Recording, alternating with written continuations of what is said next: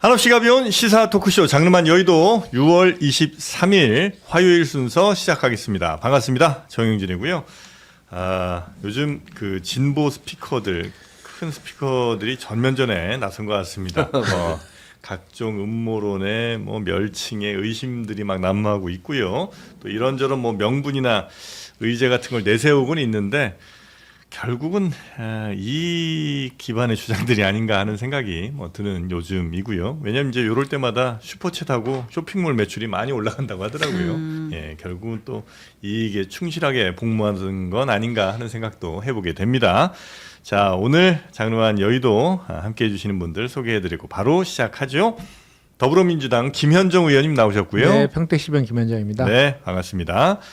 그리고 국민의힘 김종혁 전 최고위원님도 오셨습니다. 안녕하십니까. 네, 반갑습니다. 그리고 이분도 꽤 플레이어로서 요즘 유명한 분이죠. 신인규 변호사님 어서 오십시오. 네, 마포에 사는 신인규입니다. 지역구 한번 따라해보고 싶어서. 마포에 사는 이상한 생각이 마포에 든다. 정청래 대표가 마포 아닌가? 유권자세요? 예, 마포 살죠. 마포 을이에요? 네. 아, 아니, 을은 아니고. 을은 아니에요. 갑. 네, 갑 지역에. 네. 바로 이거 좀 댓글 들어올 것 같은데. 지역 노린다고? 아유, 그냥 지역을 한번 얘기해봤습니다. 정청래 대표 또 현재 저격수처럼 하시잖아요. 요새. 요즘 또 난리 이제 났죠. 지역으로 또. 네. 자, 그리고 신혜영 기자가 뉴스 전해주십니다. 안녕하십니까. 네, 반갑습니다. 자, 그러면 뉴스 하나하나 가볼 텐데 일단 박성재 전 법무부 장관 네. 결국 구속이 됐군요. 네, 오랜만에 내란 관련 재판 소식을 첫 번째 소식으로 전하게 됐습니다. 최은경 부장이 맨날 얘기했잖아요. 도대체 왜 이 내란의 주요 임무에 종사했던 그 많은 사람들 중에 박성재만 구속이 안 되고 있는 거야? 왜 이렇게 풀어두고 있는 거야? 라고 했었는데 네. 어제 드디어 이제 1심 재판부가 박성재 당신은 내란 주요 임무 종사자야 라고 이제 하면서 징역 25년 네. 선고했고 그 자리에서 법정 구속했습니다. 원래 20년을 구형했는데 25년이 나온 거죠? 네, 검찰 특검의 구형량보다 5년이 더 높게 나왔고요. 네. 그 박성재 장관이 지난 4월에 있었던 이제 최후 진술에서 제가 미리 막은 거는 못해서 너무 도의적 책임은 있지만 내란에 전 가담 안 했거든요 하면서 눈물로 막 호소했어요.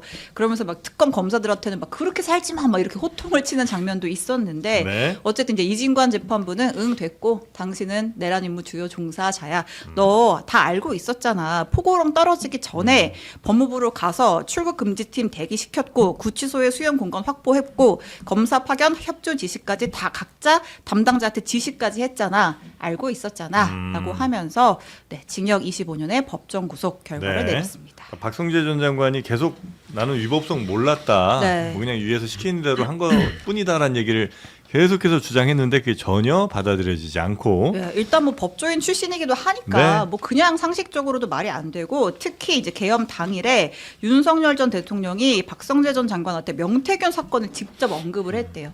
네, 그러면서 박성재는 윤석열의 이 사건 비상개업 선포 목적 중 하나가 명태균 사건 무마와 군 병력을 동원한 국회 무력화라는 것을 명확히 인식하였다고 인정할 수 있다. 이렇게 말했습니다. 네. 자, 박성재 전 장관 25년 사실 그 계엄 이후로도 전혀 반성 없는 모습들이 미디어에 많이 좀 노출이 좀 됐었는데 언론 보도에도 많이 좀 나왔었고 결국은 이제 이 사법적 판단을 제대로 받은 거다 이런 평가들이 좀 많은 것 같습니다.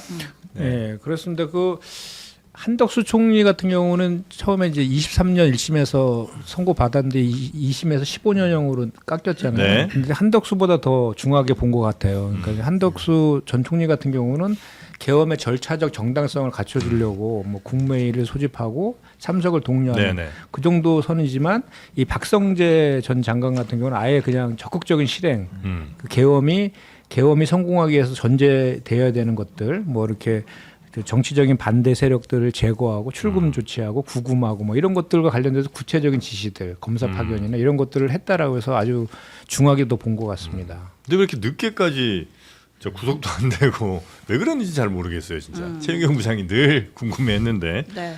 여튼 그리고 이제 아, 그 특검에서 브리핑할 때도 다른 협의자들에 대해서는 다 직함 떼고 뭐 윤석열, 뭐 이상민 이렇게 했는데 박성재만 박성재 장관 이렇게 프레젠테이션 자료 만들어가지고 그때 또 이제 우리가 비분 관계한 적이 있지 않습니까?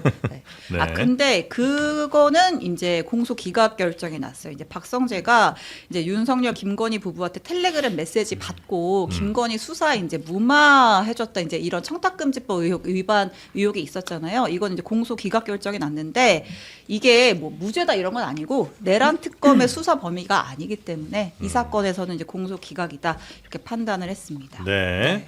하여튼 뭐 노상원 수첩의 신빙성도 인정이 됐고 네. 뭐 준비도 이미 2023년부터 했었다. 뭐 이게 이런 것들도. 내란 재판 관련해서 계속해서 이 내란의 준비 시기에 대한 판단이 당겨지는 것 같아요. 직위원 재판부에서는 그때 이제 계엄 터지기 이틀 전에 그 안가 회동했던 그날을 이제 계엄 준비의 구체적인 시점으로 판단을 했었는데 네. 이후에 이제 그 누구죠? 저 여상원인가? 네, 그 사령관 재판에서는 그때 이제 메모 같은 게 있었잖아요. 그래서 윤석열 그 이적재 1심에서는 네. 2024년 9월부터 계엄 준비가 되었다 이렇게 또 당겨졌고 이번 이진관 재판부에서는 그렇지 않다. 윤석열이 2023년부터 주변 인사들한테 비상계엄의 의사를 반복적으로 밝혔다라고 하면서 시점을 확 당겼습니다. 네. 하여튼 뭐 주요 국무위원들이 이제 다 들어간 것 같고요. 물론 여전히 또 남아 있는 사람들도 있긴 합니다만 윤석열 전 정부의 주요 장관들이 이제 구속 신세가 됐습니다. 남아 있는 사람 이름 한번 언급하고 갈까요? 누구죠? 이완규 전 법제처장, 네. 김주현 전 민정수석 등입니다. 알겠습니다. 예. 자, 그리고 이만희 씨가 또 뉴스에 또 등장했습니다. 그렇습니다. 이만희 신천지 총회장이 6년 만에 또 이제 구속 갈림길에 섰습니다. 예전에 코로나 때 그 방역법 위반하고 신도들 네. 모아서 뭐 예배하고 뭐 하고 했다가 그때 방역법 위반으로 해서 이제 구속 수감이 된 바 있거든요. 이제 그때 보석으로 풀려났어요. 이제 그리고 나서 이를 갈았던 것 같습니다. 정치권의 줄을 안 되니까 내가 이 꼴을 내가 당하는구나. 이 꼴을 당하는구나라고 하면서 실제로 그냥 이제 뭐 이제 신도들 모아 있는 현장에서 국회의원도 만나고 청와대에 있는 사람도 만나고 판사도 만나고 해서 문제를 해결해야 한다 이렇게 직접 언급을 했고 그걸 실천했습니다. 네. 2021년부터 2024년까지 이제 국민의힘에 당원 6만 3천 명을 가입시키거든요. 야. 예, 이거 합수본의 조사 결과인데 수사 결과인데 특히 이 중에 한 5만 명은 20대 대선쯤에 집중적으로 가입을 했습니다. 이 프로젝트의 이름은 필라테스입니다. 왜 필라테스일까? 그때 한번 나왔었죠. 네. 그러니까 이제 약간 필라테스 동호회에 가입하듯이 자연스럽게 당원 가입해라 뭐 이런 취지였다고 하는데 관련해서 지금 이제 두 번째로 구속 갈림길에 선 상황입니다. 네. 지금 이만희 씨가 95세예요. 네. 보통 이제 법정에서 뭐 고령 등의 이유로 구속을 면하는 경우들이 종종 있긴 한데 이 경우 어떻게 될지 모르겠네요. 아니 근데 뭐 굉장히 네. 고령이라 사실 이제 구속 사유를 판단할 때 네. 뭐 상당히 중요하게 고려는 할 텐데 근데 그 혐의도 같이 보거든요. 그 혐의가 중한지 여부가 더 우선되기 때문에 지금 이만희 씨가 저질렀다라고 지금 의혹을 받는 건 입당 강요죄 그리고 또 경성까지도 영향을 미쳤다고 하면은 업무방해가 또 될 수 있거든요. 거기에 대해서 또 뭐 돈이라는 게 또 오고 갔을 가능성도 상당히 있기 때문에 네. 뭐 정치자금법 이런 것까지 더해지면 혐의가 너무 중하다라는 것 때문에 그 고령이라는 사유가 고려는 되겠지만 좀 영장 발부될 가능성이 좀 그래요? 높다라는 생각이 듭니다. 네, 워낙 이제 혐의가 중하고 또 반복적인 뭐 이런 일들이 있었으니까 알겠습니다. 현재 국내 최고령 수감자는 이만희 회장보다 한 살 많은 96세라고 합니다. 그래요? 네, 들어가 계신 분들이 있어요. 90세 이상 수감자가 5명이고 95세 남성이 살인 미수 혐의로 구속된 사례가 있다고 네. 합니다.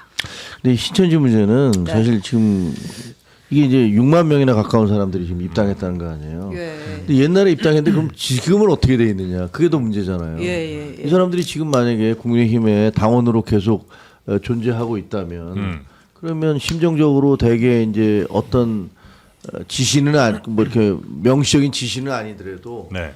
대개 우리 총재님한테 이만희 총재님한테 좀 못되게 군 사람, 뭐 이만희 총재를 공격하는 사람 이런 사람 찍지 말아야겠다.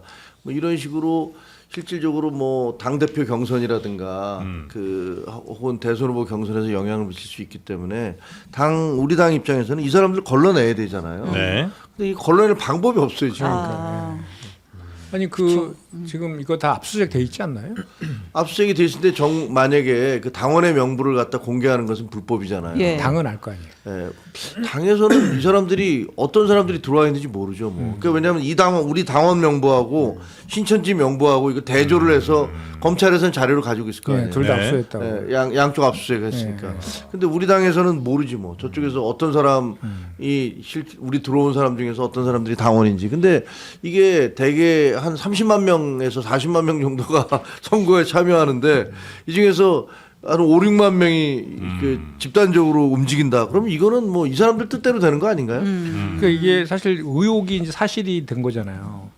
그때 홍준표 전 대표가 정말 억울할 것 같아요. 그렇죠. 그때 경선할 때 제가 알기로는 네. 아주 박빙이었거든요. 네. 여론조사는 홍준표 전 대표가 이겼었잖아요. 당원에서 져가지고 그렇게. 당원에서 많이 져서 그냥 뒤집어졌죠. 예, 근데 맞아요. 이게 한 5만 표 정도면 상당히 그러면 큰 아마 판이 뒤집어졌을 예. 거예요. 무조건 뒤집어지죠 이건. 예, 이쪽으로 오면 10만 표 차인 거 아니에요. 그러니까 엄청난 근데 거예요. 이분들이 얼마나 저도 이제 이 당사자잖아요. 저도 이 필라테스 프로젝트의 피해자거든요. 그래요? 왜냐하면 2024년도에 그 2023년 12월 달에 그때 이제 저희 그 지역에 고양병 고향에서? 지역에 아, 맞다. 거기에 이제 교회를 건물이 있었는데 그 건물을 그 신천지 지파 중에 하나가 그거를 교육시설로 바꾸겠다라고 해서 그 고양시가 이걸 잘 모르는 상태에서 그냥 원래는 이게 물류창고인 줄 알았는데 그걸 전환을 해준 거예요. 그래서 제가 이걸 그 현수막을 걸고 이거 절대 안 된다고 반대를 했었는데 나중에 찍혔어요. 보니까 우리 지역에다가 이 필라테스 프로젝트로 이사를 해라. 시설에 주소 이전해갖고. 주소 이전을 해라. 저 자식을 떨어뜨려라. 이거지 뭐. 그래서 떨어졌어요. 야, 전 떨어졌지만 그것 때문에 떨어진 거라고 할 수는 없겠지만 그때 뭐 네. 윤석열 대통령의 뭐 다른 여러 가지 일들이 있었으니까 네. 그 경기도가 거의 초토화됐잖아요. 아. 그런 일이었는데 그걸 보면서 야, 이 종교라는 게 그 정치권과 종교가 그 정교 야합이 이루어지면 이게 굉장히 끔찍한 일이 벌어지는구나. 라는 걸 저는 어떻게 그때 이걸 느꼈어요. 근데 이게 생각해 볼 지점이 되게 많은 사건인 예. 게 이게 국민의힘은 1인 1표를 하고 있거든요. 그러니까 대의원과 평당원의 표의 등가가 없습니다. 그러니까 지금 민주당이 가겠다는 그 1인 1표를 원래 하고 있었고 예, 그러니까 이렇게 뭉터기 표가 들어오잖아요. 거기다가 당시에 국민의힘이 경선할 당시에 윤석열 뽑을 때는 당비 납부 당원이라 그래 가지고 원래는 3,000원. 그러니까 세 달을 1,000원씩 내야지 원래 투표권 주는데 이걸 또 한 달로 줄여 버렸단 말이에요. 그러니까 그것과 사실 이 종교단체의 연관성은 또 수사로 밝혀져야 되는 부분이기는 하나 현실적으로 1,000원짜리 당원을 모집을 해서 당원들을 많이 늘린 건 사실이거든요. 그러니까 이런 부분들이 정말 그 경선에 있어서의 민의의 왜곡을 가져오는 부분은 정말 우리 정당들이 좀 명심을 좀 하고 조금 더 예민하게 전 이 부분을 좀 바라봐야 될 필요가 있다라는 생각이 듭니다. 그러게요. 그러니까 이게 종교 분리의 입안을 넘어가지고 네.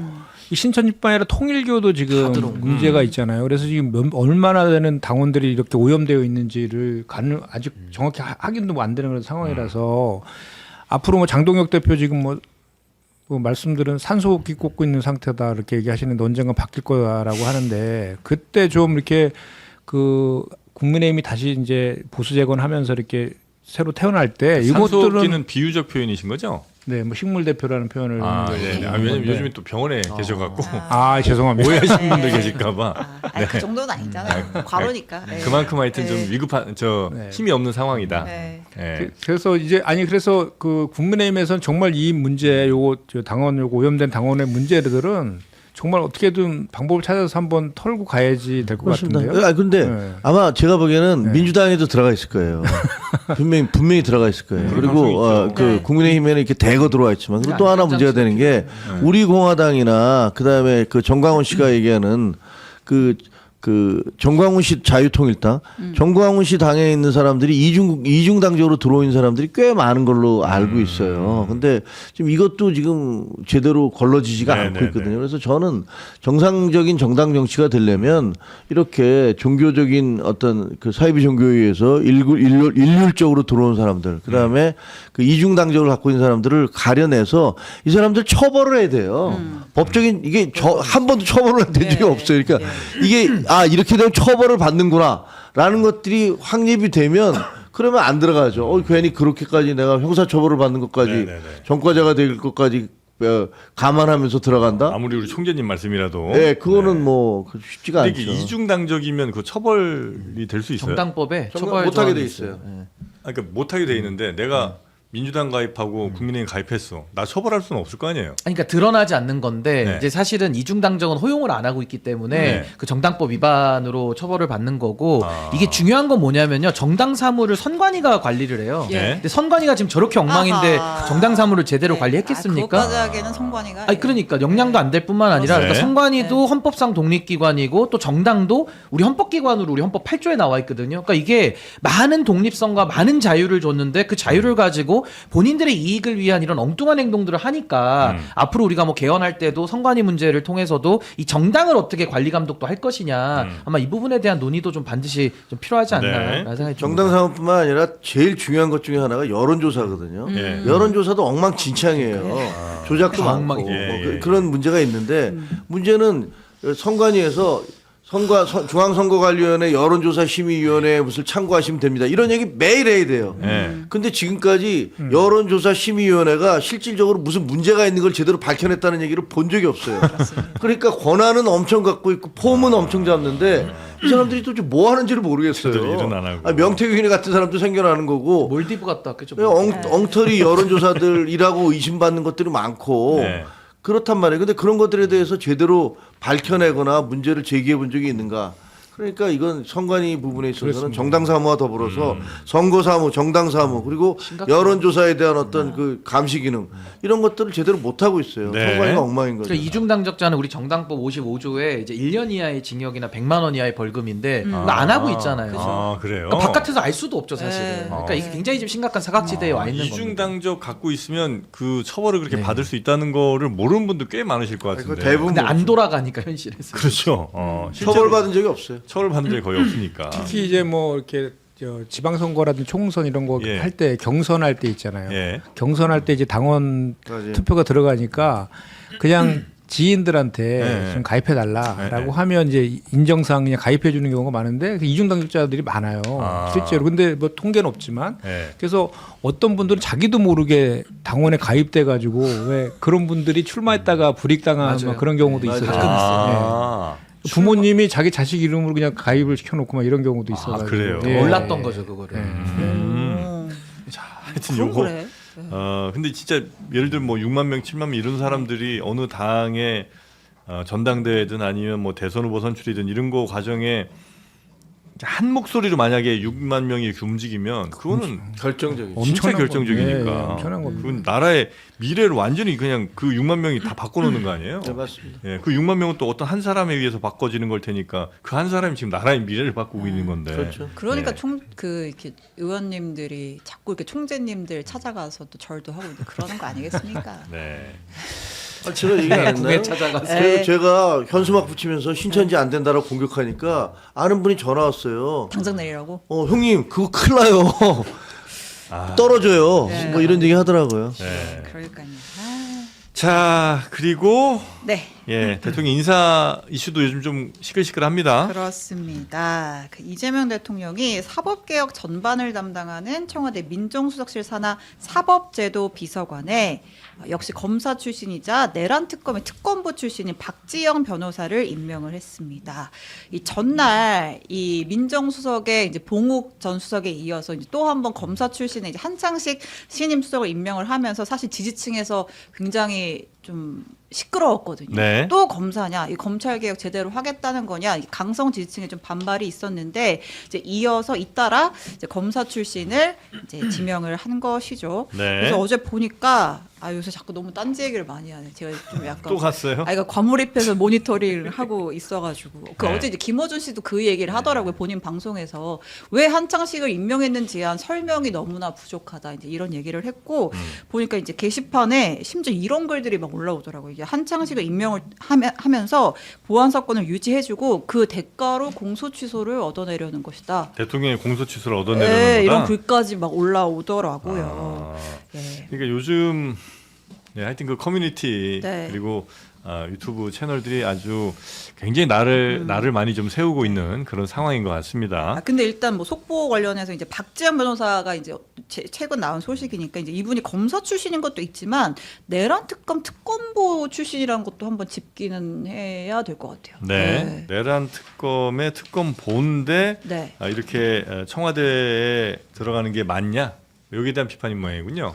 네. 좀 있는 것 같더라고요. 요건 이제 부적절성이 좀 있다고 봐야 됩니까? 어떻게 보십니까? 글쎄요, 뭐 이제 특검보 역할을 하다가 네. 이제 청와대에 들어가니까 뭐 나름의 특검의금 역할과 관련된 문제 제기를 할 수는 있겠지만 또 특검이 지금 이제 어느 정도 역할이 끝났기 때문에 또 그런 상황에서는 뭐 굳이 못 갈 자리에 간 건 또 아니다. 근데 지금 비판의 포인트는 검찰 출신들을 갖다가 왜 이렇게 쓰냐 지금 이런 내용이거든요. 근데 저는 대통령님의 어떤 비서, 그러니까 수석 보좌관, 수석 비서라고 해도 어쨌든 간에 비서 중에서 최고참인 건데 저는 대통령께서 본인과 일 잘할 수 있는 사람과 호흡을 맞춰서 일할 수 있는 그 인선 자리까지도 너무 이렇게 좀 인사권의 재량을 축소시키는 그런 비판은 좀 부적절한 것 같고요. 장관 같은 자리랑은 좀 다르다는 다르죠. 거죠? 그러니까 비서니까요. 수석 네. 비서니까. 그리고 또 하나는 뭐 검찰 출신이니까 안 된다라는 논리도 이상하지만 뭐 과거에 문재인 정권 시절에 수사를 했는데 뭐 문재인 정권 사람들을 수사했다. 네. 아니 그것도 당연히 말이 안 되는 게 그 문재인 정권에 대해서는 아예 성역으로 수사하면 안 되는 겁니까?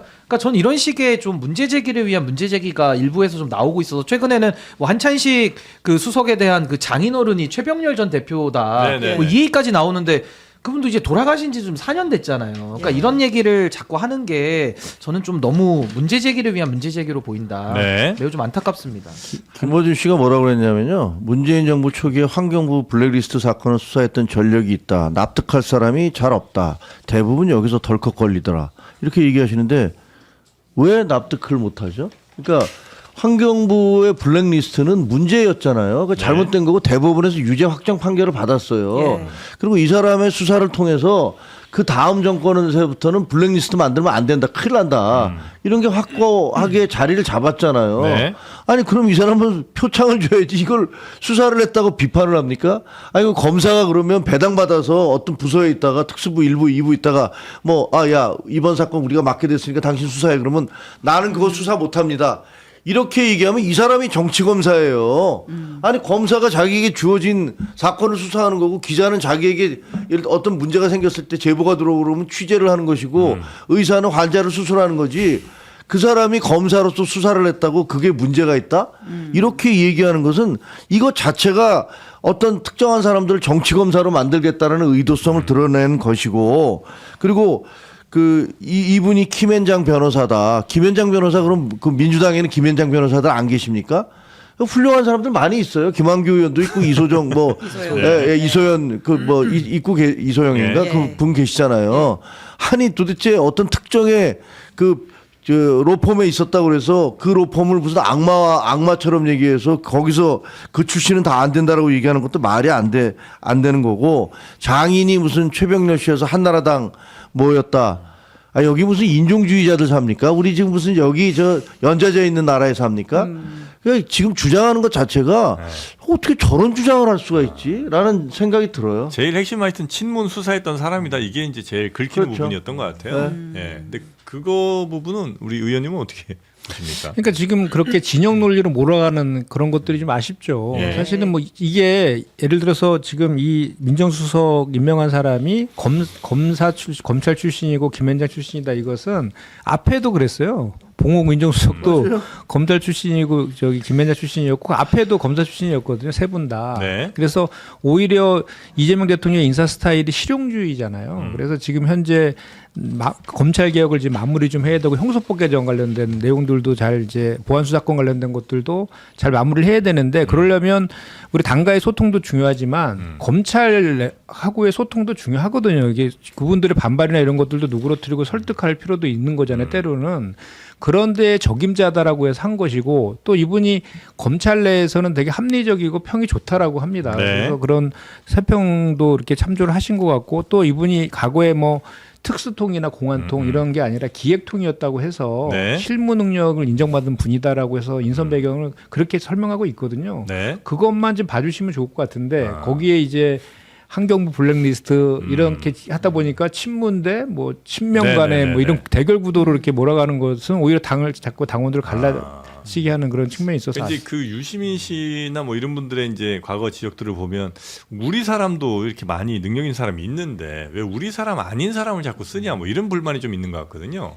아니 근데 네. 이게 정확하게 할 것은 한찬식 지금 수석은 동부지검장하고 퇴임했거든요. 예. 근데 2019년도 7월에 퇴임을 해요. 근데 2019년도 7월이 언제냐면 윤석열이 문재인 정권에서 검찰총장 될 때입니다. 예. 그러니까 윤석열하고는 아무 관련이 없는 사람이에요. 그러니까 그런 부분을 하나 좀 말씀을 드려야 될 것 같고 또 하나는 지금 문재인 정권 때 탈검찰하면서 비검찰에게 검찰개혁을 맡겼잖아요. 그러니까 전 이런 부분도 당시에 뭐 조국 민정수석이나 뭐 최강욱 의원 이제 비검찰 출신들이 다 이제 그 제도개혁과 인선을 한 건데 오히려 검찰을 잘 모르다 보니까 윤석열 같은 사람한테 지금 뒤통수 맞았다 지금 이런 얘기를 하잖아요. 그러니까 조직을 좀 알 필요가 있다. 그러니까 무조건 탈검찰화와 검찰을 아예 모르는 사람이 절대 선이고 무조건 검찰개혁 잘할 수 있다. 이런 식의 논리는 이미 실패한 사례가 우리가 한번 있기 때문에 저는 그러니까 검찰주의자니까 뭐 검찰 출신들은 뭐 두렵다 이런 식의 너무 극단 논리로 가가지고 저는 과거의 실패를 또 반복한다. 이건 저는 국민들이 용납할 수 없다라는 생각이 들어서 네. 자꾸 윤석열 검찰과의 연관성을 찾으시려고 해도 한찬식 수석은 연관성이 없는 분입니다. 오히려 그때 네. 그 윤석열 검찰총장이 될 때 사직하고 나왔죠. 검사 예. 사표 쓰고 검찰 네. 개혁의 필요성을 그때 막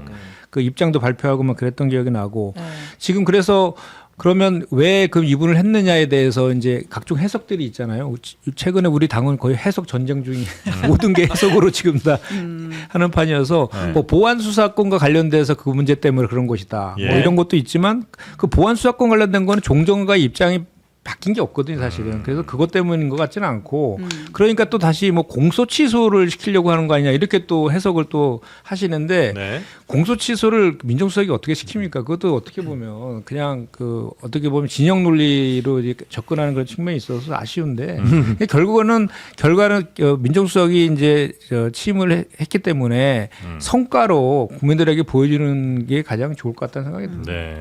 당내 당 안팎에서 이제 부글부글한 목소리들이 꽤 있기는 있습니다. 이제 어쨌든 청와대 입장은 그러니까 말씀하신 대로 진행교 변호사 청와대 좋아하는 이유가 있다니까. 그러니까 거의 그 입장을 이제 명확히 제가 들은 바와 똑같이 설명을 해주신 것 같은데 네. 어쨌든 이제 문재인 정부 때 한번 검찰 개혁을 하려다가 실패를 하지 않았느냐. 이제 그때를 반면교사 삼을 필요가 있고 그래서 이제 검찰의 생리를 잘 아는 검사 출신이 있어야 오히려 이제 검찰 개혁의 완성도가 높아진다. 이제 이런 취지로 한창식 뭐 박지영 검사 출신들을 임명을 한 거다. 이제 이런 설명이 있긴 했는데 네. 이제 당내에서 이제 검찰 개혁 강경파로 분류되는 이제 추미애 의원 허탈함이 밀려온다. 이성윤 의원 유구무원이다. 이제 애둘러 이제 불만을 표했고 특히 이제 친문계로 분류가 되죠. 이제 고민정 의원 같은 경우에는 네. 청와대는 당을 컨트롤하려 해서는 안 되고 뭐 당도 청와대 국정과제를 뭐 뒷받침해 줘야 된다. 또 청와대는 당원들의 목소리를 가볍게 여겨서는 안 될 것이고 당은 또 대통령의 인사를 존중해줘야 된다. 그러니까 대꾸를 이뤄 썼는데 사실 네. 하고 싶은 말은 앞부분에 있는 것 같아요.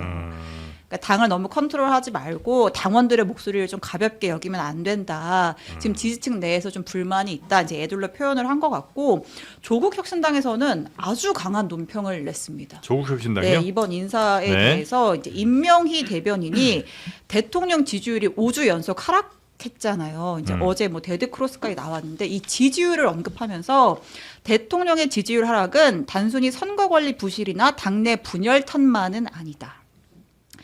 지지층이 국민의 염원대로 검찰을 개혁할 의지가 있는지 의구심이 생긴 것이다. 네, 이렇게 논평을 냈습니다. 근데 저 웃긴 게 또 검찰 개혁이 뭐예요? 이미 할 만큼 다 하지 않았어요? 뭘 더 하겠다는 거죠? 지금 남은 게 뭐예요, 도대체? 보안 수사권을 완전 폐지. 보안 수사권 갖고서 서로 저 논란이 있는 거잖아요. 근데 그 법조계에서 대부분은 그 문제가 있다 이런 식으로 몰고 가면 라는 것들이 일반적인 여론이에요. 근데 입만 열면 무슨 보안 검찰 개혁하는데 도대체 검찰 개혁이 뭐예요? 아니 뭘 해서 어떻게 만들겠다, 사람들의 삶을 어떻게 만들겠다는 게 아니라 그냥 우리가 생각하는 머릿속에 있는 뇌피셜대로 만드는 것들이 검찰 개혁이라고 생각한다면 지금 그 법 왜곡죄 만들었는데 법 왜곡죄로 인해서 거기에 지금 소송 들어온 게 한 3,000건 된답니다. 그럼 이제 앞으로 법 왜곡죄에 대해서 소송만 하느라고 법원은 이제 코피가 터질 지경이에요. 그리고 그 법 왜곡죄 주장하는 사람들, 검사나 판사가 법을 왜곡했다라고 주장할 수 있는 사람들은 다 우리 사회에 권력과 금력이 있는 사람들일 거예요.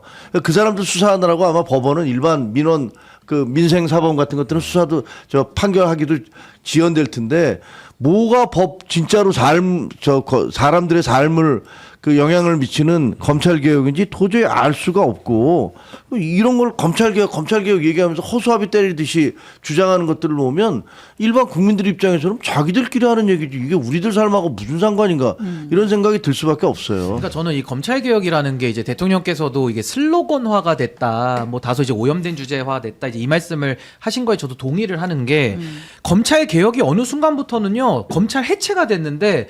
해체도 완전히 가루로 만드는 해체를 지금 주장하는 분들이 막 박수를 받고 있는 희한한 상황이 지금 발생하면서 산으로 가고 있거든요. 네. 검찰개혁의 핵심은 검찰의 정치화를 막고 국민들의 민생사건의 피해자들을 두 번 울리지 않도록 더 보호하는 게 검찰개혁의 올바른 방향이고 핵심인 거예요. 네. 근데 그 본질은 빠지고 오히려 박수받는 쪽으로 뭐 빅스피커들이 말하는 쪽으로 가는 사람들이 오히려 지금 목소리를 세게 내는 이런 검찰 해체주의 극단주의자들이 지금 이 상황을 주도하는 게 저는 너무 좀 안타까운 상황인 거고 또 하나는 지금 가만히 보시면 민주당 안에도 여러 스펙트럼이 있죠. 근데 그분들 중에 스펙트럼이 가장 센 쪽이 조국혁신당이거든요. 지금 조국혁신당이 가장 대통령님의 그 인사권을 흔들고 있지 않습니까?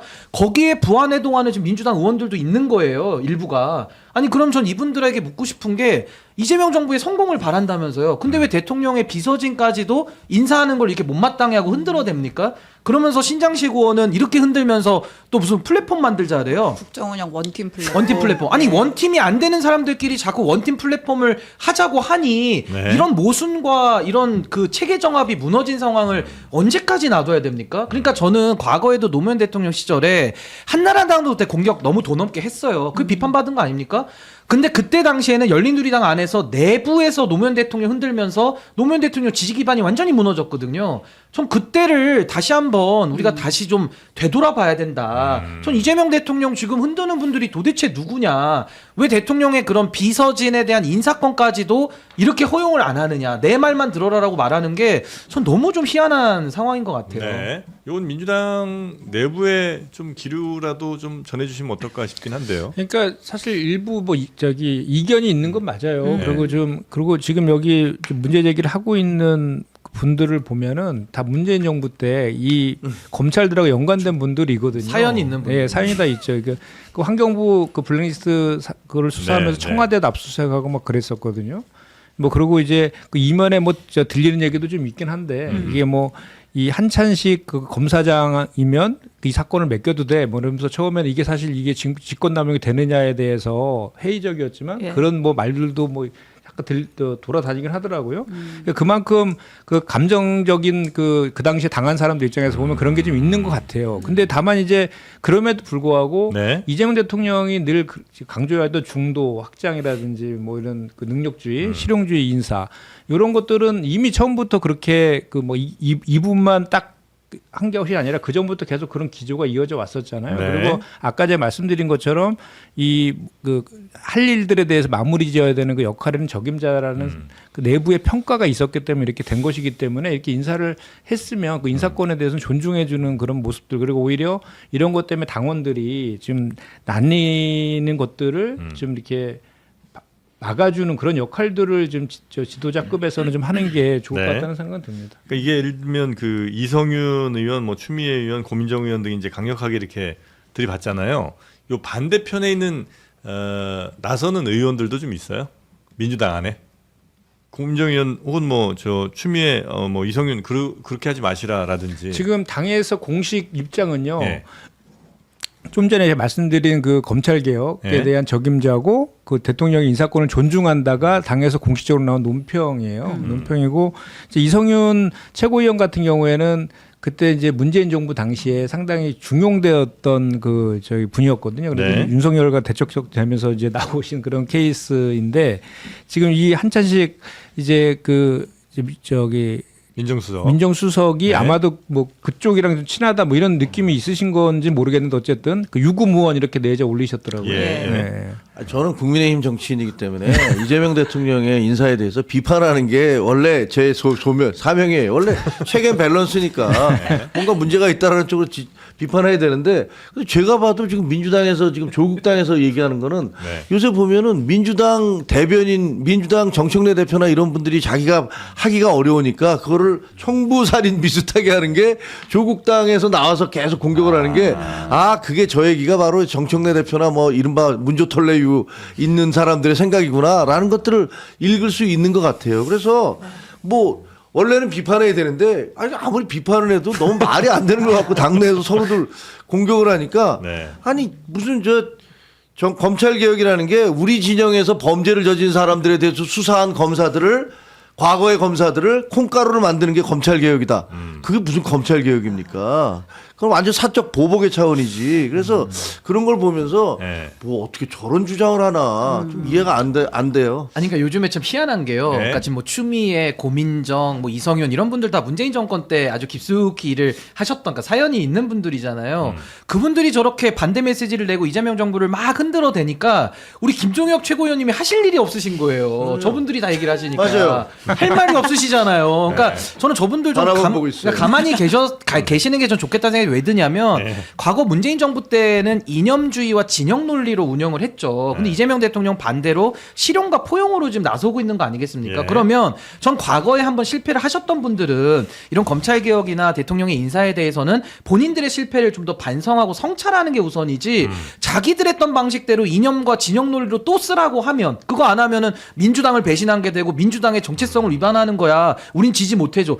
이런 식으로 문재인 정권의 실패 방법을 또 한 번 하자라고 하는 거를 누가 납득할 수 있겠냐는 겁니다. 그러니까 저는 좀 지금은 이재명 대통령 시대고 실용과 포용으로 좀 가보겠다고 하니까 네. 그 부분에 대해서는 좀 기회를 주는 것도 맞지 않을까. 전 여당에서 너무 저렇게 하는 거는 옳지 않다고 봐요. 그 요즘에 참 희한한 연대들이 막 여기저기 생기는 것 같은데 이른바 그 소위 극우 커뮤니티 같은 데서 지금 정청래 대표나 이런 데를 응원을 또 많이 해요. 그러니까 본인들이 이재명 좀 어떻게 하고 싶은데 이거 할 사람은 이 사람밖에 없다. 뭐 이런 식의 희한한 연대들이 막 여기저기서 다리들이 놓아지고 있는 것 같더라고요. 참 이해 안 되는 일들이 많습니다.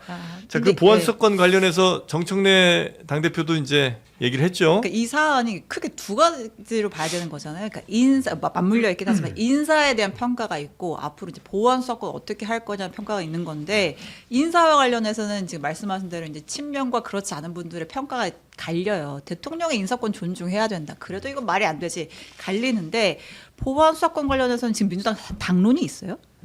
아니 당론 없죠. 당론 아직. 없죠. 네네.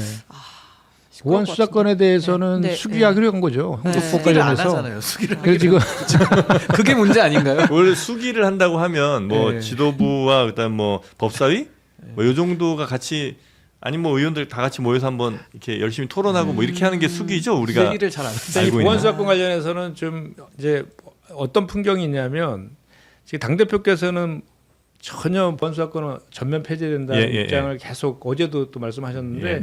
당의 또 수석 대변인은 그건 또 대표의 개인 의견이라고 또 하고 계시거든요. 그러니까 이제 공식적인 루트는 어제 뭐 저기 김민소 총리도 기자회견에서 보안 수사권은 폐지하는 게 맞다라고 하지만 수기가 그렇죠. 필요하다 이렇게 네. 또 단서를 덜었거든요. 그래서 수기하는 과정은 있을 수밖에 없는 거죠. 그 아이고, 과정에서 예. 정청래 대표가 이제 보안 수사권 티끌마저 없애야 된다. 이제 이렇게 얘기를 어제 네. 최고위에서 했잖아요. 인사 언급은 아예 안 했고 그냥 보안 수사권 티끌마저 없애야 된다 이렇게 얘기를 했고 그다음에 이제 뭐 누가 봐도 친명계인 이건태 의원 같은 경우는 대통령의 인사 존중해야지 왜 여당 사람들이 반발하냐 대단히 부적절하다라고 이제 하면서도 본인의 이제 소신은 보안 수사권은 없애야 된다. 이게 입장들이 뭐 친명이라서 뭐 보안 수사권 남겨둬야 된다 이런 것도 아니고 맞아요. 내부에서 굉장히 복잡한 것 같아요. 그렇습니다. 예. 근데 그래서 수기를 하라는 건데 왜 수기를 안 하는지가 이제 국민들은 이해가 안 되는 거고요. 네. 사실은 이 보안 수사권 문제에 대해서는 최근에 그 김창민 감독 사건도 있었잖아요. 그러니까 경찰의 부실 수사, 암장 이거 걱정하는 건데 피해자들을 두 번 울리는 상황이 지금도 있단 말입니다. 네. 근데 거기에 대해서 검찰이 경찰을 통제하는 차원에서 제한적으로 좀 놔두자 이 취지인데 그거를 티끌도 남겨서는 안 된다. 지금 정청래 정청래 대표 이렇게 얘기하니까 티끌도 남김없이 피해자 보호는 하지 말아라 지금 이런 얘기로 들리거든요. 그러니까 저는 정청래 대표의 주장 중에 지금 빠져 있는 게 수기도 빠져 있지만은 결국에는 검찰 향해서 꿈깨라 이런 메시지를 내거든요. 정청래 대표의 메시지에는 국민들이 없어요. 민생 사건에 대한 관점이 빠져 있습니다. 그러니까 그냥 검찰만 보고 적대시하면서 당신들은 손 떼라, 뭐 꿈깨라, 가루가 된다 이런 식의 표현만 지금 나오는 건데 그럼 그 주장에서 그 교조적인 주장에 극단적인 주장에 정책이 그렇게 부합이 됐을 때 그럼 피해자들의 두 번 그 피해 보는 부분은 그럼 도대체 누가 책임을 지느냐 이걸 좀 제발 수기를 해가지고 좀 정하자라는 내용인데 이게 지금 공간이 안 열리니까 정말 답답한 그런 상황입니다. 네. 정청래 대표가 또 딴지에 찾아갔죠. 글을 올렸습니다. 네, 보안수사권 전면 폐지에 동의하시면 1번 이게 무슨 얘기예요? 일본 뭐 어떡하라고? 일본 찍어달라고요? 일본이 일본이 무슨 의미인지 아시잖아요. 그 면으로 표현했잖아요. 옛날에. 그러니까. 네, 근데- 일찍 이직할 때 1번. 예. 네. 아니, 그러니까 그건 이제 선거할 때 하는 얘기고 네. 지금 일본은 무슨 얘기예요? 그냥 뭐 전당대회 얘기하는 거 아닐까요? 제가 보기에는 그거 아직 안 나왔잖아요. 제가 보기에는 네. 상징적으로 그 보안 수사권을 폐지하는 것이 그게 일본 지지자들의 그 정체성이다. 그런 얘기를 하는 거잖아요. 그러니까 내가 그 정체성을 대변하는 사람이고 그걸 아닌 사람은 1번이 아니다. 그러니까 이른바 이찍이다. 뭐 그러니까 거기서 얘기하는 다른 사람들 네. 대통령의 뭘 받고 있다는 그런 사람들은 그건 우리 당 진짜의 정통이 아닌 거야. 우리 당 DNA가 아닌 거야. 라는 얘기를 하는 거죠. 아니 근데 피해자 보호하는데 1번 당이 어디 있고 2번 당이 어디 있고 3번 당이 어디 있고 4번 당이 어디 있습니까? 네, 말이. 피해자는 피해자로서 보호를 해야 되는 것이고 누가 더 피해자들 잘 보호하겠다 이거 경쟁을 해야 되는데 그냥 묻지도 따지지도 않고 그냥 보안수사권 완전 폐지로 걸어서 본인 정치적 이해관계에 부합하는 정치를 하시면 네. 국민들 피해는 그럼 도대체 누가 감당하느냐? 아까 대통령께서도 당이 하면 그럼 당이 책임져라라고 말씀은 하셨지만 결국 당이 책임질 방법은 없어요. 거기에 대해서는 무한 책임을 또 정부가 져야 되거든요. 그러니까 이런 부분들이 정말 지금 고약한 상황 속에 지금 처해 있다. 여당 네. 자체가 굉장히 안타깝습니다. 이제 뭐 이건 이 바뀌는 과정 중에 물론 있는 일인 것 같긴 합니다만 제가 그 전세 사기 때문에 요즘 이제 경찰서를 한두 번 왔다 갔다 했거든요. 근데 이제 그 해당 변호사분이 이제 그런 얘기를 하시더라고요. 물론 이제 경찰분들 가운데도 훌륭한 분이 많이 계실 텐데 어쨌든 이건 이제 전문적인 분야일 거 아니에요. 그렇죠. 예, 법에 대해서도 뭐 이런 사기나 이런 범죄에 대해서도 굉장히 좀 잘 알아야 되는. 그러니까 민사 관계가 들어간 형사 예. 문제는. 근데 그거 할 때 상당히 좀 어렵다고 그러시더라고. 예, 이걸 이제 설명해 줘야 되니까. 예, 결국은 다시 이제 또 뭐 검사한테 가서 검사해야지. 예, 그 판단을 받아야 되는데 그걸 이제 일일이 설명하는 게 생각보다 쉬운 일은 아니다. 그러니까 현실에서는 그런 일들이 좀 자주 있는 것 같다는 얘기를 그 변호사님이 하시더라고요. 아니 근데 우리 정영진 앵커님은 그래도 이렇게 마이크 왜 있으시니까 이런 얘기라도 하시지만 수많은 범죄 피해자들은 정말 경찰서 앞에서 황당한 일들 많이 당하고 계시거든요. 네. 근데 그거 언론에서 주목도 안 해줘요. 그렇겠죠. 그럼 그분들의 억울함은 도대체 국가가 보호를 해야 되는데 정청래 대표식으로 가면 본인은 뭐 표를 더 받을지는 모르겠어요. 그러면 피해자들의 그 피눈물은 도대체 누가 닦아줘야 됩니까? 그러니까 전 이런 부분들에 대해서 너무 무책임하고 아니 보안수사권 저는 없앨 수도 있다고 봐요. 없앨 때 없애더라도 아니 뭐 경과 규정을 둔다든지 뭔가 우리 그 현실에 미칠 영향들은 고려를 하면서 뭘 해야 되는데 어떻게 정책이라는 게 이렇게 무자르듯이 일도 양단으로 저렇게 할 수 있습니까? 네. 이게 무책임한 정치죠 사실은. 일종의 종교적 신념 비슷하게 돼버려서 그것을 없애는 것이 우리에게 주어진 어떤 임무 완수, 그 소명이다라는 식의 생각을 하는 것 같아요. 근데 그게 우리가 여러 차례 봤지만 공수처 만든다고 공수처 만들면 완전히 이제 세상이 달라질 거라고 했는데 만들어서 어떻게 됐습니까? 공수처 때문에 오히려 세상은 더 복잡해졌어요. 네. 그다음에 법외국제도 마찬가지고 비정규직 금지법도 마찬가지고 임대차 3법도 마찬가지고 다 민주당이 밀어붙인 법입니다. 그래서 다 사람들이 힘들게 만들고 있는 법이에요. 근데 거기다가 지금 또다시 이런 무슨 보안수사권 이런 것들을 검토도 하지 않고 그냥 마치 무슨 사이비 종교 신념 하듯이 야 이것 때문에 노짱이 죽었어. 이것 때문에 우리 민주 진영이 저놈들한테 당했어. 그런 생각을 가지면서 이걸 밀어붙이고 있는 거 아니에요. 그러니까 이게 도대체가 이게 옳은 것이냐. 이게 역사가 반복되는 것 같아요. 작용과 네. 반작용이 있는 것 같아요. 그러니까 70년 동안 검찰이 너무 무소불위로 그동안 해왔고 또 막 그 간의 그 정치 검찰들의 패들이 너무 막 도가 지나치니까 이런 주장들이 이제 많은 공감대를 얻고 있는 것도 사실은 좀 반성이 되돌아볼 지점이 사실 있긴 있죠. 그래서 네. 그래서 어쨌든 간에 이 보안 수사권이나 이런 문제들에 대해서는 말씀하신 것처럼 많은 영향들을 미칠 수 있잖아요, 국민들에게. 그러니까 그 보안 수사권 관련해서 당에서 수격을 했으니까 그 절차를 거쳐서 많은 얘기들을 할 필요는 분명히 있는 거죠. 예. 근데 이것을 예를 들어서 뭐 이렇게 그 구호한다든지 또는 뭐 이렇게 전대를 앞두고 이거를 뭐 이렇게 결집용으로 한다든지 이런 것보다는 차분하게 지금 수기하는 그런 네네. 절차들을 거쳐서 이렇게 정가는 그런 것들을 보이는 게 오히려 좀 좋지 않을까? 아니 근데 우리가 보통 회사를 다녀봐도 네. 회사 CEO나 대표님들은 자기 의견 있어도 끝까지 얘기 잘 안 하거든요. 왜냐 결정권이 있기 때문에 네. 다른 사람 얘기를 좀 듣고 네. 마지막에 본인의 의사를 얘기하는 건데 정청래 대표는 지금 거꾸로 돼 있잖아요. 당 대표가 수기회장을 만들어도 모자른데 자기 의견을 못 박아놓고 뭐 가루를 만들고 뭐 절대 줄 수 없고 뭐 꿈깨라 이렇게 하면서 그냥 답정해놓고 있으니까 수기가 될 수가 없는 거예요. 그분들의 이제 본인이 생각 대표인데. 판단을 이제 굳이 선회를 좀 해보자면 그런 것 같아요. 그러니까 더 큰 가치 옳은 방향이 있긴 한데 가는 과정에 있어서의 부작용 내지는 마찰 같은 것들은 우리가 치러야 될 사회적 비용 아닌가 그렇게 아마 판단하시는 게 아닌가 하는 생각을 좀 합니다. 결국은 이게 더 옳은 방향이라고 아마 그분들은 좀 생각을 하시는 것 같기는 하고요. 이게 정청래 대표의 뭐 소신도 있겠지만 어쨌든 이제 전당대회 국면에서 결과적으로 이제 지지층을 결집시키는 이제 효과가 있기도 하잖아요. 네. 뭐 유시민 전 이사장도 지금 뭐 곧 뭐 뉴스공장 출격하신다고 또 얘기가 나오고 아무튼 네, 이제 이번 이런 주 금요일에 아마 나온다는 것 같고요. 그런 것 그리고 같습니다. 그 전에 네. 다스베이던가 뭐 그걸 통해서 아마 수요일 뭐에도 녹화를 한다는 얘기를 뭐 얼핏 그거를 이제 몇 번 듣긴 쪼개서 했습니다. 이제 뭐 방송에 나온다는 것 같고 네. 아무튼 정청래 대표는 이제 뭐 연임 도전 확정이잖아요. 그래서 이번 주에 아마 사퇴를 할 것 같은데 아까 우리 잠깐 사전 토크할 때 얘기 나왔지만 원래 이제 민주당에서 할 때 있고 안 할 때 있긴 하지만 당규상 정기 인사를 이제 매년 5월달에 하기로 되어 있는데 어제 이제 조승래 사무총장 명의로 당직자 인사가 났습니다. 수십 명대 규모로 이제 승진 전보 대상자를 발표를 했는데 네. 이거 너무 이제 사퇴를 앞두고 당직자 인사를 내고 나가는 게 뭐 맞냐 이제 알밖에 아니냐 뭐 이런 네, 거예요. 이런 비판들이 좀 있는 것 같더라고요. 네. 요거는 뭐 당에 계신 분께서 설명을 좀 해주시는 게 제일 낫지 않을까 싶은데요. 네, 우리 당직자 노조가 있거든요. 네. 그러니까 노사가 합의한 이제 단협에는 매년 5월에 인사를 하기로 이렇게 되어 있답니다. 네. 그런데 이제 이번에 이제 지방선거 때문에 5월달에 이제 인사를 할 수 못하고. 없어서 한 것이고 작년에 같은 경우에는 마찬가지로 대선이 6월 3일날 있어서 네, 5월달에 대선 못하고 지나고. 그 이후에 아마 한 것 같은데 이것은 이제 뭐 이것도 또 막 해석 공방인데 어떻게 보면 네. 전대랑 연결해서 뭐 해석하면 또 그렇게 해석을 되는 것이지만 또 반대로 당직자들의 사기나 동기부여도 중요하지 않습니까? 그 정당은 항상 무슨 일이 있거든요. 그럴 때마다 계속 이렇게 뒤로 연기시키면은 때를 계속 놓칠 수밖에 없은 거니까 그런 관점에서 보면은 또 자연스러운 또 현상이기도 하고. 네. 네. 뭐 당내에서 하여튼, 뭐 큰 논란이 있고 그렇지는 않은 모양이군요. 뭐 당 안에서 이거 가지고 그렇게 왈가왈부하는 것은 제가 못 들어봤습니다. 네. 자, 이런 상황에서 김민석 총리의 견제구가 들어갔습니다. 최근 당정 지지율이 이제 동반 하락세인데 이거 누구 책임일까요? 이렇게 얘기했습니다.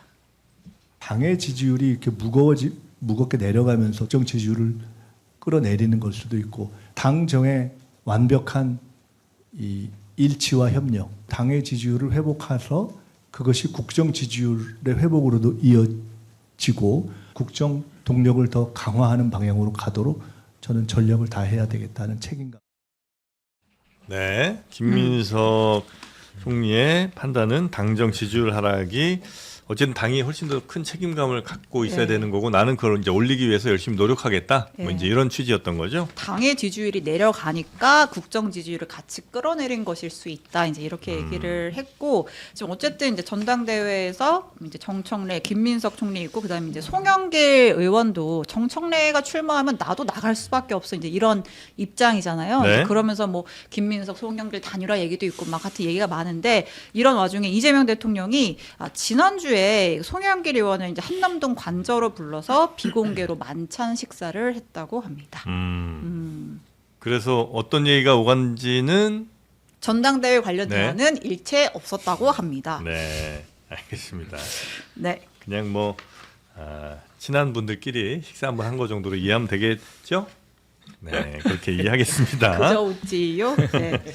네. 자, 그러면 네. 국민의힘도 잠깐 그래도 가봐야죠. 네, 국민의힘 지금 장동혁 대표가 입원 중이잖아요. 이제 네. 이런 가운데 당 공식 명의로 내놓은 6.3 지방선거 및 국회의원 재보궐선거 결과 분석 보고서가 나왔습니다. 네. 근데 이 보고서 안에 무슨 내용이 있냐면 장동혁 대표가 16개 시도를 아우르며 후보의 당선을 위해서 혼신의 힘을 다했다. 그러니까 장동혁이 잘해서 국민의힘이 선전했다. 이제 이런 취지의 내용이 담긴 거예요. 네. 이제 이 보고서는 어쨌든 이제 정의용 사무총장, 뭐 어쨌든 뭐 장동혁 대표가 임명을 한 사람이죠. 정 사무총장의 주도로 됐고 이제 보고서 쓰는 과정에서 장 대표한테 이제 보고도 좀 된 것 같더라고요. 네. 근데 이제 문제는 이걸 정점식 원내대표가 이 보고서 언론 릴리즈 30분 전에 받아봤다라는 겁니다. 이제 보고 깜짝 놀랐나 봐요. 그래서 이 보고서에 담긴 평가 이건 실무자의 견해지 우리 내부에서 숙이된 결과가 아니야. 앞으로 이런 민감한 자료 다 나한테 보고하고 해. 이렇게 얘기했습니다. 네. 여튼 장동혁 대표가 혼신의 힘을 다해서 결국 그래도 국민의힘이 꽤 선전을 했다. 이런 판단을 사무총장은 했다 이거죠. 네. 지금 정신 승리하는 것 같아요. 아니 12대 4 정도면 6월 4일 날 사퇴하는 게 국민 눈높이잖아요. 근데 지금 이렇게 버티기 들어갔는데 진짜 운도 좋으신 것 같아요. 오는 좀 다른 것 네, 같습니다. 또 부실투표 문제도 불거지고 또 우리 네. 민주당의 갈등 이런 문제 생기면서 당 지지율이 네. 좀 높게도 나오고 그러니까. 운 좋은 사람 못 이겨요. 근데 지금 보니까 내년 2월 달 지나서 네. 전당대회 열어가지고 연임에 도전하려고 하는 것이 장동혁 대표의 의중이라고 하더라고요. 예. 예. 거기도 연임 도전이에요? 네. 그래야 이제 총선에 공천권 줄 수 있고 하니까. 알겠습니다. 네. 자, 그리고 근데 이제 그렇게 되면 한동훈 의원은 이제 복당이 어려워질 수 있잖아요. 아니 근데 그거는 이제 뇌피셜로 누구든지 얘기할 수 있는 거잖아요. 근데 지금 뭐 병원에 입원해 있는데 그 공당의 대표가 거의 일주일 가까이 입원해 있는데 도대체 왜 입원해 있는지조차 제대로 알려져 있지 않잖아요. 난 이런 경우도 처음 봐요. 무슨 그 정치인이 적어도 일주일씩 입원해 있으면 이거는 중병 걸리지 않은다 하면은 사실 그렇게 하기 힘들거든요. 근데 지금 계속 그러고 계셔서 지난번에 심지어는 뭐 단식을 하고 나서도 이렇게까지 오래 있지는 않았던 걸로 기억을 하는데 네. 그런 거 보면 굉장히 심기가 불편한 거는 맞다. 네. 이런 생각이 들고 앞으로 이걸 어떻게 헤쳐나갈까 이제 고민을 하는 것 같은데 네. 일각에서는 당직자들을 계속 이렇게 예를 들면 정책위 의장을 임명하고 당직 인선을 함으로써 분위기를 쇄신하려고 한 게 아니냐라고 얘기들을 하던데 제가 보기에는 지금 저 장동혁 체제하에서 뭘 당직 맡겠다는 사람 찾기 어려울 겁니다. 왜냐하면 뭐 이게 지금 배가 침몰하는 것이 뻔히 보이는데 거기서 뭐 어느 어떤 기관사를 맡고 무슨 선장을 맡겠다고 할 사람이 어디 있겠어요. 그래서 그런 것들 때문에 이래저래 고민이 깊어지고 마음의 상처는 꽤 있을 거다라고 생각하는데 내년 네. 1월 그 쉽지 않을 겁니다. 네, 희한하게도 이제 김정혁 위원님 말씀이 이성적으로는 다 맞아요. 근데 국민의힘 안에는 또 이성을 뛰어넘는 욕망을 가지신 분들이 꽤 있어가지고 당직도 한다 그러면 또 줄 서서 또 하더라고요. 그게. 저도 정말 이해가 안 되는데 네. 사람의 욕망은 이성과 합리보다는 좀 세다. 네, 라는 게 알겠습니다. 입증이 좀 되고 있습니다. 자, 그리고 이 지방선거에서 가장 문제가 뒤늦게 된 사람, 네. 이 정의한 이 사람은 파도 끝이 없습니다. 그렇습니다. 충격에 충격, 파도 괴담만 나오고 있습니다. 네. 그때 이제 음료수병 투척당해가지고 뒤로 넘어져서 이제 뇌진탕 걸려서 병원 실려갔었잖아요. 예. 우리 전화 인터뷰도 하고 했었는데 그 자작극이었다는 의혹이 불거진 거 아니겠습니까? 예. 근데 이분이 거의 인생이 자작이더라고요. 그러니까 일단 인생이 자작이. 좀 세게 말했나? 아무튼 이제 과거에 미국에서 이제 학교 다니다가 한국의 고등학교로 이제 편입을 해서 들어와요. 네. 그러니까 이제 국내에서 이제 고등학교 졸업 자격증을 얻으려고 한 것 같은데 학교를 제대로 안 나갔답니다. 그 의무 출석 일수가 있잖아요. 근데 학교를 안 나갔는데 그거를 당시에 이제 교사가 학생부에 허위로 네, 이 사람 다 출석했어요라고 허위 기재를 해가지고 결국은 고교 졸업장을 얻고 또 대학을 미국으로 또 갔어요. 고등학교 졸업을 해야 대학을 갈 거 아닙니까? 네. 그래서 이게 당시에 재판까지 갔습니다. 그래서 허위로 이제 그 한 게 인정이 됐고 이 교사가 실제로 유죄 선고를 받았는데 네. 그리고 나서 이 교사가 그 학교에서 또 교감까지 해요. 어떻게 가능했을까요? 이 집이 엄청 부자라면서요? 이 아버지가 정의한 후보의 아버지가 A 그 고등학교 소유한 재단의 이사장이었어요. 아 그래요? 그러니까 이제 부친이 원래 안과의사 출신인데, 그러니까 부산 지역에서 진짜 손꼽히는 진짜 좀 부자라고. 부자고 네. 정치 지망생이기도 했고, 지금 뭐 안과의사에서 종합병원 설립하고 요양병원 설립하고 이제 건설사도 설립을 하고. 그래서 이제 정말 그러니까 이제 본인이 못다 이룬 꿈을 좀 아들을 통해서 이루려고 했나 봐요. 제가 부산 북감 때문에 뭐 내려가서 부산 분들 많이 만났는데 네. 그때 지금 이제 개혁신당에서 그때 탈당 러시가 막 이루어졌거든요. 그래서 여러 사람이 탈당을 네. 해서 그쪽 개혁신당 사람들 얘기 들어봤는데 이 아버님이 정근신가 하는 분인데 이분이 거의 준재벌이에요. 네. 온병원이라는 걸 해서 부산시에 여러 개 병원이 있고 네. 거기서 종합건설까지 이제 인수를 했어요. 아. 그래서 굉장히 부자신데 문제는 이제 이 아들 여기 출마도 한 적이 있어요, 이분이. 예. 출마를 했다가 떨어지고 정치에 대한 꿈이 계속 있는데 이게 이제 논란이 되고 있는 것은 여기서 그 개혁신당이 어느 정도까지 알았고 어떤 그 대응을 했느냐가 이게 문제잖아요. 근데 이 의혹은 이분이 혹시 개혁신당에 무슨 재정적인 지원을 얼마나 했던 사람이냐. 아하. 왜냐하면 여기 부산 지역에서 그 비례대표 1번을 이 병원에 있는 간혹과장인가가 비례대표 1번을 받았고 예. 이 사람의 아들은 부산시장에 출마했는데 여기 그 당원이 된 지 뭐 입당한 지 6개월인가 뭐 1년인가 뭐 또 안 됐는데 출마했다라는 그런 얘기도 있고 또 하나는 여기 시군 구의원과 시의원들이 출마했는데 여기 출마한 사람들 중에 상당수 그 여러 사람이 이 온병원과 관계된 사람들이다라는 그런 얘기들이 소문이 쫙 퍼져 있어요. 그러니까 이게 뭔가 석연치가 않다. 이 개혁신당의 모든 공천 권한을 혹시 이 사람한테 준 거 아니냐. 왜 그런 권한을 그 사람한테 부여했느냐. 네네. 뭐 이런 논란이 지금 있는 거예요. 개혁신당 입장에서는 일종의 사기 같은 걸 당한 거네요. 그러니까.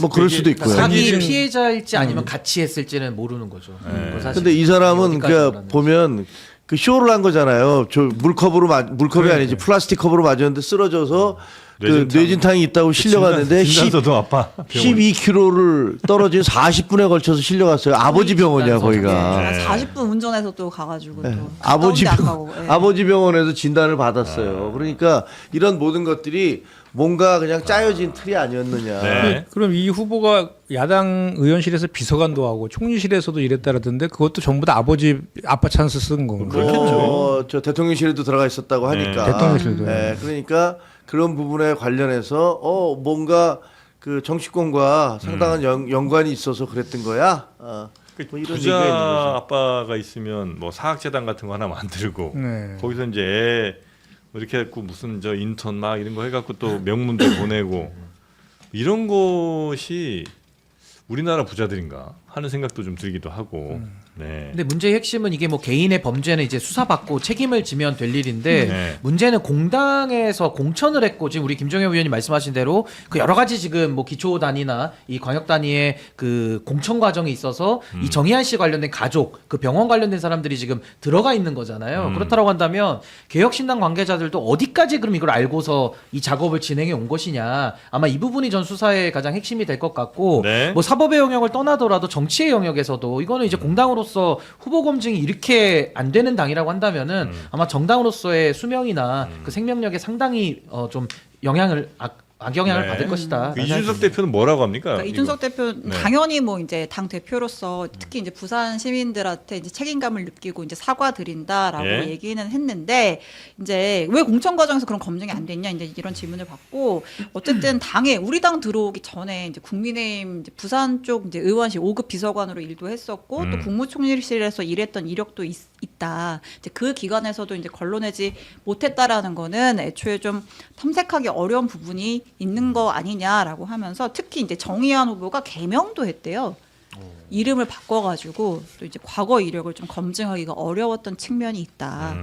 예. 어쨌든 우리가 진상 규명을 위해서 최대한 노력하겠다. 지금 근데 개혁신당 진짜 이것 때문에 비상은 비상이더라고요. 저희- 테러 자작극이잖아요. 이제 그렇죠. 네. 이게 테러 당의 자작극. 이미지에 엄청난 타격이잖아요. 네. 그래서 저희가 뭐 천하람 의원도 뭐 다음 주에 뭐 토론하려고 한번 섭외를 했는데 지금 이거 나올 때가 아니라고. 비상이라고. 비상인 것 같습니다. 요거 짧게 갈까요? 아까 뭐죠? 인사 얘기할 때 한번 하려고 했는데 그 하정우 후보가 이제 북갑에서 낙선을 하고 나서 다시 또 대통령 직속 국가 AI 전략위원회 부위원장직의 유력 검토 중이다. 이제 이런 언론 보도가 나왔어요. 일단 뭐 강훈식 비서실장은 확정된 바는 없다라고 하는데 어떻게 다시 이렇게 돌아가는 거예요 청와대로? 아니 그냥 AI 계속 하시지 그랬어. 정무직이니까 나가서 떨어지면 다시 불러줄게 이렇게 약속을 했나요? 떨어질 거라 생각하고 나갔겠습니까? 혹시라도 걱정 마. 혹시라도 떨어지면 다시 불러줄게. 그건 아닌 것 같고 워낙 뭐 되려고 나간 건 AI 쪽에 워낙 그 능력이 있으신 분이고 예. 아니 국민의힘에서 그 전에 AI 수석하다 왜 나가냐고 비판하시다가 다시 또 그 역할 한다니까 또 아, 비판하시고 회전문 인사하고 다른 거죠. 근데 예를 들면 지금 현재 이재명 정부에서 그 특히 네이버에 대해서 굉장히 많은 혜택을 부여하는 것 같아요. 그래서 한성숙 씨도 그렇고 이 하정우 씨도 그런데 뭐 보면 그러니까 여러 가지 논란이 있잖아요. 성남시장 할 때 네이버와 관련해서 무슨 논란이 있었다 이런 얘기도 있고 그다음에 지금도 네이버가 상당히 그 모니터링 시스템을 강화하고 있더라고요. 그래서 중소 언론 매체들에 대한 이게 규제 같은 것들 강화하고 있는데 이런 것들이 무슨 정부 시책과 무슨 관계가 있는 게 아니냐라는 의혹도 있고 이래저래 하여튼 좀 지켜봐야 될 것 같아요. 네, 알겠습니다. 자 그리고 여기까지 갈까요? 월드컵 오늘? 네. 뉴스 몇 개만 좀 짧게 전해주시죠. 월드컵 자투리 짧게 가겠습니다. 메시가 메시했습니다. 사실 지난 월드컵 때 이제 뭐 진짜 대관식 하면서 이제 정말 이제 정점에서 끝날 줄 알았던 이제 메시의 월드컵 행보가 오늘 이제 두 번째 2차전 경기에서 2골을 더 추가하면서 월드컵 역대 최다 득점 기록을 경신했습니다. 원래 1위가 그 독일의 클로제 선수, 네. 헤딩으로 유명한 그 선수 있잖아요. 그 선수가 역대 17골인데 메시가 그 이제 오스트리아 상대로 한 2차전에서 2골을 추가하면서 18골이 됐습니다. 네. 요거 이 경기에서 사실 페널티킥 실축이 있었거든요. 그것까지 넣었으면 19골 될 뻔했어요. 아 그래요. 네, 진짜 필드골로만 2골을 넣었습니다. 네. 대단합니다. 네. 자 앞으로도 뭐 더 기록이 나오겠죠, 뭐 그죠? 그렇죠. 지금 조별리그 예선에서만 몇 네. 골이에요? 지금 5골 첫 경기에서 해트트릭하고 두 번째 경기에서 2골 넣었으니까 대단합니다. 이게 아마 그 출전도 6번째인가 그럴 거예요. 네. 그 월드컵에만. 네. 그럼 4년에 한 번 열리니까. 64, 24. 예. 그러니까 자기 관리가 지금 나이가 이제 40인가 그렇거든요. 맞아. 네. 87년생인가 그렇고. 정말 자기 관리가 철저한 거고 그래요. 그 20년 이상을 그렇게 정상에서 이렇게 유지하는 게 정말 대단한 거 같아요. 부상도 없이 그렇게 하기가 쉽지 않아요. 예, 정말 대단한 것 같아요. 네. 자 메시가 통산 18골 네. 최고 기록. 그다음에요. 그리고 이번 대회 유독 자책골이 많습니다.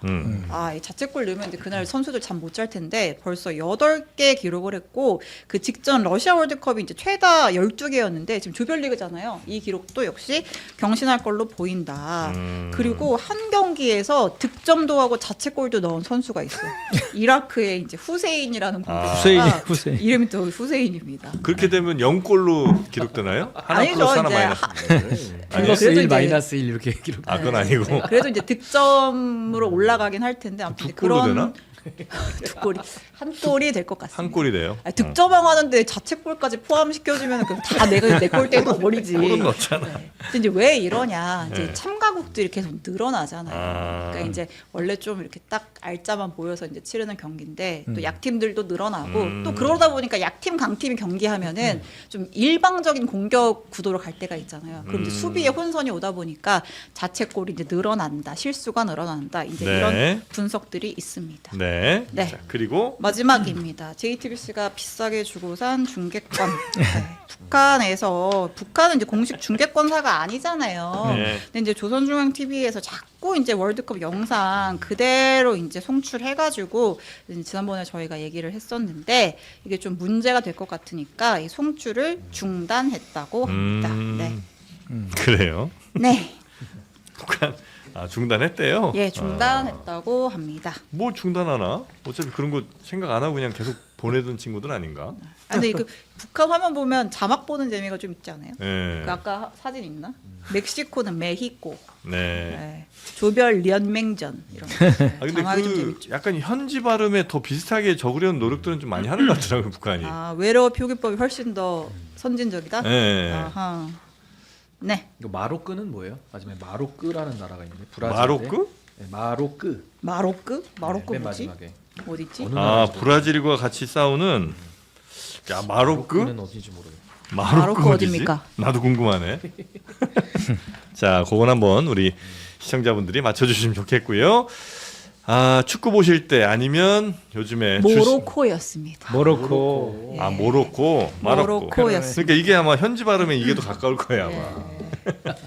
자, 축구 보실 때 집에서 뭐 컴퓨터 연결해서 이렇게 보실 수도 있고, 아니면 이제 주식 같은 거 하실 때 이 핸드폰으로만 하면 좀 답답한 일들이 좀 있습니다. 차트가 1년 차트 보내도 잘 안 나와요.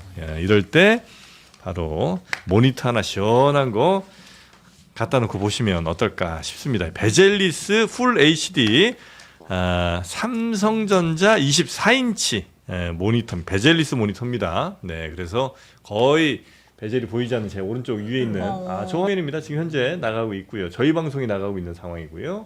화면이 깨끗하죠? IPS 패널을 탑재를 했습니다. 자녀 인터넷 강의용으로도 좋고요. 또 모니터가 상당히 이게 선명합니다. 그래서 좀 눈이 침침하신 분들이 계시면 이렇게 선명한 걸로 보시면 조금 낫겠죠? 가격 중요합니다. 79,900원. 79,900원에 요 선명한 화면에 우리 의원님 상당히 좀 땡기시는 것 같은데요. 맞습니다. 가격이 되게 저렴하네요. 네, 79,900원. 어떻게 하나? 알겠습니다. 8만 원 주시면 제가 100원 거슬러. 저거 스탠드도 지난번에 포함이에요? 여쭤봤더니 직접 구입은 안 된다며요. 온라인으로만 된다고. 그렇죠. 네. 여기서 현금 내고 가시게요? 이건 현금 우리가 좀 받아야 되나 이제? 사정이 좀 우리가 쉽지가 않아. 그만해요. 네, 알겠습니다. 자, 여튼 고장 스트레스 괜히 중국산 잘못 사셨다가 저가 제품 잘못 사셨다가 이 스트레스 받지 마시고 제대로 된 제품을 가져가시면 어떨까 싶습니다. 삼성 리퍼 모니터 79,900원에 딱 사흘 동안만 보내드립니다. 자, 오늘 우리 브리핑 시간은 이 정도로 마무리하고요. 잠시 후에 또 이동영 작가 모시고 요즘 워낙 진보 스피커분들 또 치열하게 붙고 있는 상황이라 그 이야기도 한번 여쭤보고요. 또 앞으로 뭐 전망도 워낙 잘 하시니까 그도 한번 같이 이야기 나누도록 하겠습니다. 세 분 대단히 감사하고요. 다음 주에 뵙겠습니다. 네, 고맙습니다. 네, 감사합니다.